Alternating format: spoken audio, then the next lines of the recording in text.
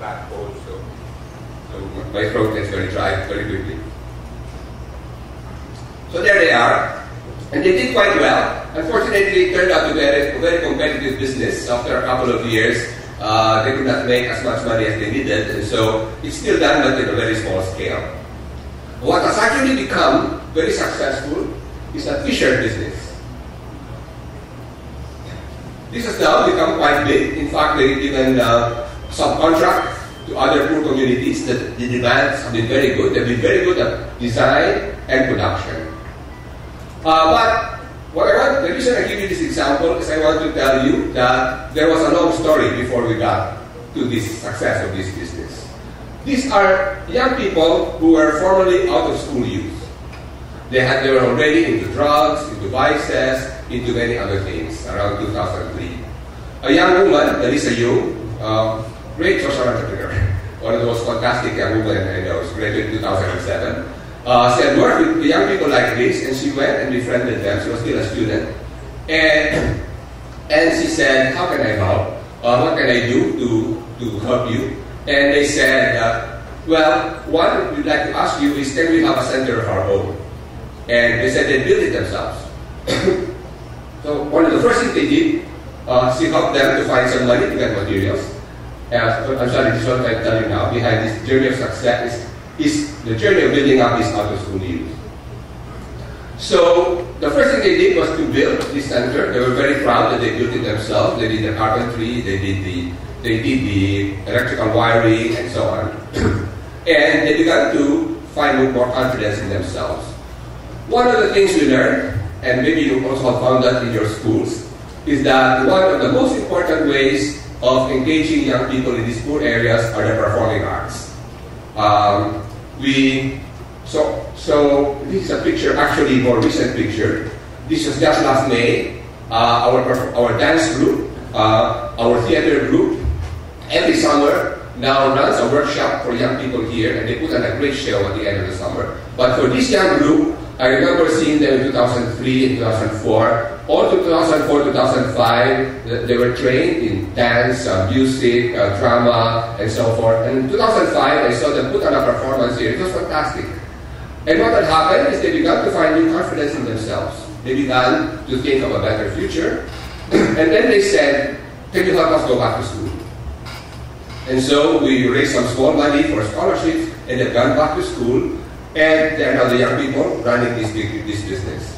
So what I want to tell you is that this is actually a performance they had just this May. These are different young people.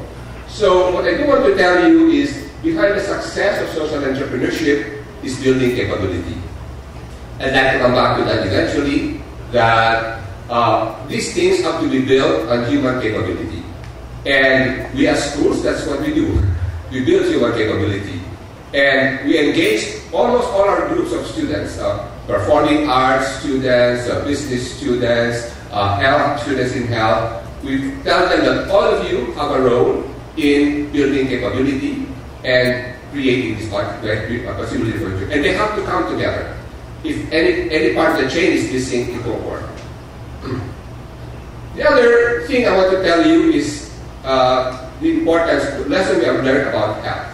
I must confess that I was not too clear before about the role that health plays in getting people out of poverty and even in economic development. I was not too clear about the development. However, from the very beginning, our Ateneo Graduate School of Business has always had an MBA in health management. Maybe not always, but at least 30 years.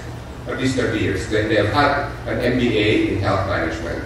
And initially influenced a lot of health practitioners in the hospitals. More recently, health practitioners at the community level. So they offer it at different levels. Managers of hospitals, doctors, but now also to the rural health workers, all the way down.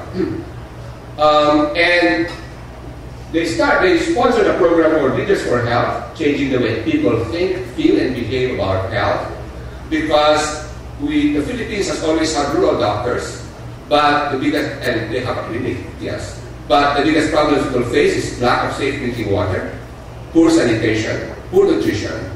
The doctor cannot solve that.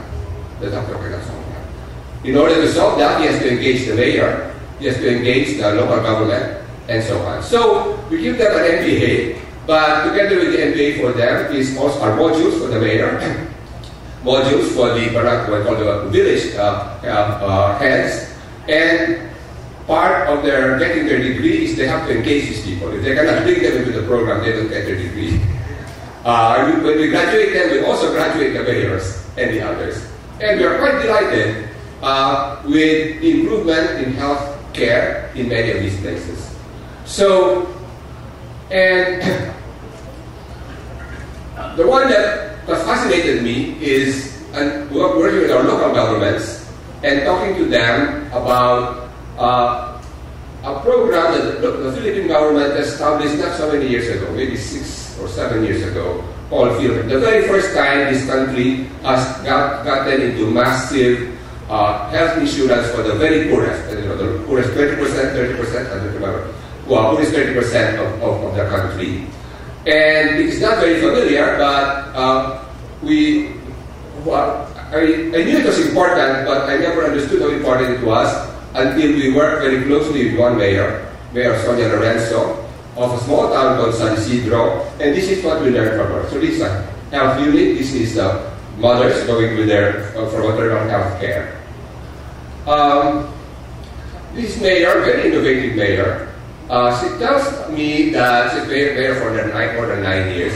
She said that before she instituted these programs in PhilHealth, 5 o'clock in the morning, people are already lined up at her house with their their prescriptions, asking for some money because they didn't have any money for it, and she could not handle it. Once she instituted this, that disappeared, and people went to the health centers and so on. But the most interesting thing is, at the same time that they did this, the town went from what they call a 4th-class municipality to a 2nd-class municipality. This measured the income. The income of the town went from like 5 million pesos a year to almost 10 times, about 50 million pesos a year. The farmers used to harvest only 60 kavans per hectare. I think a kavan is 2 kilos. How many? 50 kilos. And about 60 kavans per 35 or 50? 50 kavans per hectare, and then now they harvest about 150. And I said, what's the connection? What's the connection? And she explained to me that first they saved, because they said without this health insurance, whenever somebody gets sick, they borrow at what we call 5-6, 20% a month. They borrow, say, 50 pesos, and they have to pay 60 pesos at the end of the month. They 20% a month. And the people don't realize that with that, they're perpetually in debt. They will never get out. And so what happens is that because of that, they don't have the money for the farm inputs. They have to cut down on the seeds. They have to cut down on the fertilizers. And so they are sick, so they cannot harvest. And so it's a connection that I never quite understood. The connection between health in terms of savings and the connection between health eventually and income. And so this is second. So I talked to you about 2 major strategies we have had, which is through building homes and communities and creating businesses there.